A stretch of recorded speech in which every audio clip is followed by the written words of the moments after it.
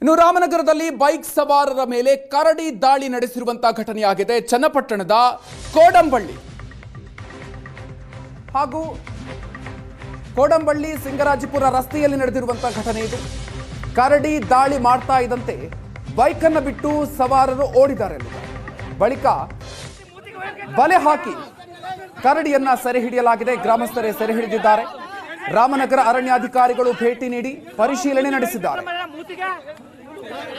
ಚನ್ನಪಟ್ಟಣದ ಕೋಡಂಬಳ್ಳಿ ಬಳಿ ನಡೆದಿರುವಂತಹ ಘಟನೆ ಇದು. ಕರಡಿ ಬೈಕ್ ಸವಾರರ ಮೇಲೆ ದಾಳಿ ಮಾಡಿದೆ.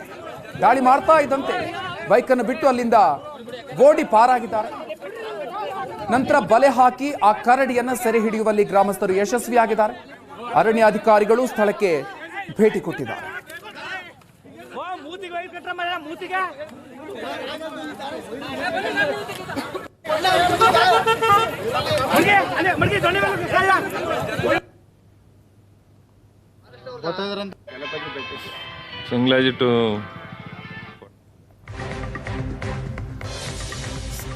ನೀವು ಗಾಯಗೊಂಡಿರುವಂತಹ ಸವಾರನನ್ನ ನೋಡ್ತಾ ಇದ್ದೀರಿ. ಮತ್ತೊಂದು ಕಡೆಯಲ್ಲಿ ಕರಡಿ ದಾಳಿ ಮಾಡಿದಂತಹ ಸಂದರ್ಭದ ದೃಶ್ಯ. ಬೈಕ್ ಅನ್ನ ಅಲ್ಲೇ ಬಿಟ್ಟು ಓಡಿ ಹೋಗಿ ತಪ್ಪಿಸಿಕೊಂಡಿದ್ದಾರೆ, ಜೀವ ಉಳಿಸಿಕೊಂಡಿದ್ದಾರೆ.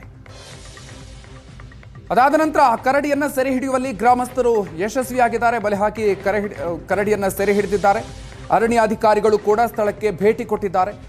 ಇಬ್ಬರು ಸವಾರರಿಗೆ ಅಲ್ಲಿ ಗಾಯಗಳಾಗಿದೆ. ಕರಡಿ ದಾಳಿ ಮಾಡಿರುವಂತಹ ಕಾರಣದಿಂದಾಗಿ ಇತ್ತೀಚಿನ ದಿನಗಳಲ್ಲಿ ವನ್ಯಜೀವಿಗಳು ನಾಡಿಗೆ ಬಂದು ದಾಳಿಯನ್ನು ನಡೆಸುವಂತಹ ಪ್ರಕರಣಗಳು ಹೆಚ್ಚಾಗ್ತಲೇ ಇದೆ. ಇದು ರಾಮನಗರದಲ್ಲಿ ನಡೆದಿರುವಂತಹ ಘಟನೆ.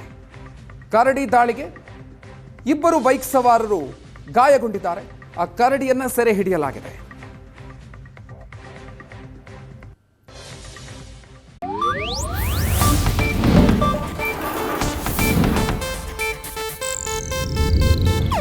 ಇದು ಏಷ್ಯಾನೆಟ್ ನ್ಯೂಸ್ ನೆಟ್ವರ್ಕ್ ಪ್ರಸ್ತುತಿ.